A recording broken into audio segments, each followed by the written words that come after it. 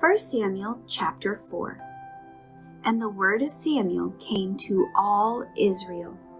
Now Samuel went out to battle against the Philistines and encamped beside Ebenezer, and the Philistines encamped at Aphek.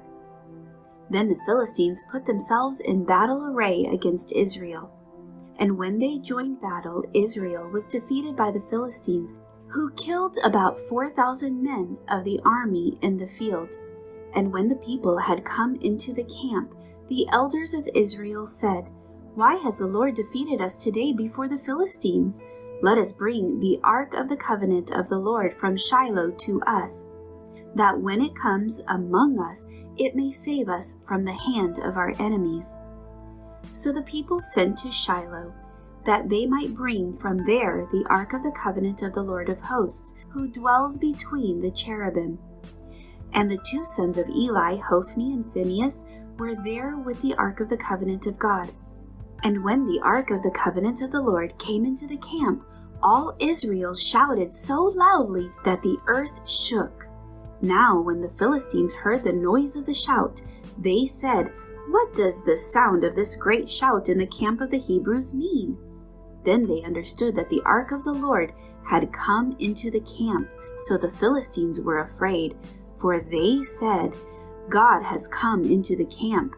And they said, "Woe to us, for such a thing has never happened before. Woe to us, who will deliver us from the hand of these mighty gods?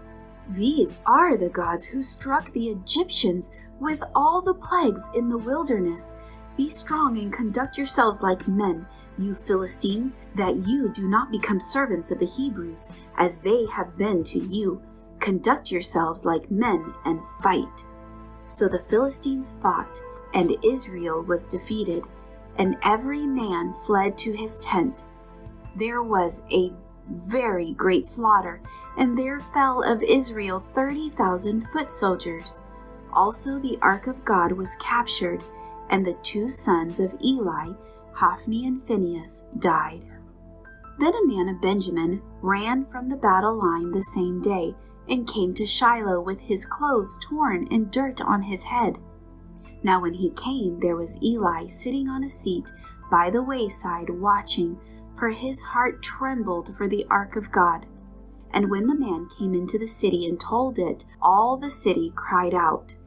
When Eli heard the noise of the outcry, he said, "What does the sound of this tumult mean?" And the man came quickly and told Eli. Eli was 98 years old, and his eyes were so dim that he could not see. Then the man said to Eli, "I am he who came from the battle, and I fled today from the battle line." And he said, "What happened, my son?" So the messenger answered and said, "Israel has fled before the Philistines, and there has been a great slaughter among the people. Also your two sons, Hophni and Phinehas, are dead, and the ark of God has been captured." Then it happened, when he made mention of the ark of God, that Eli fell off the seat backwards by the side of the gate, and his neck was broken, and he died. For the man was old and heavy, and he had judged Israel 40 years. Now his daughter-in-law, Phinehas' wife, was with child, due to be delivered. And when she heard the news that the ark of God was captured, and that her father-in-law and her husband were dead, she bowed herself and gave birth, for her labor pains came upon her. And about the time of her death, the woman who stood by her said to her, "Do not fear, for you have borne a son." But she did not answer, nor did she regard it. Then she named the child Ishabab, saying, "The glory has departed from Israel, because the ark of God has been captured, and because of her father-in-law and her husband." And she said, "The glory has departed from Israel, for the ark of God has been captured."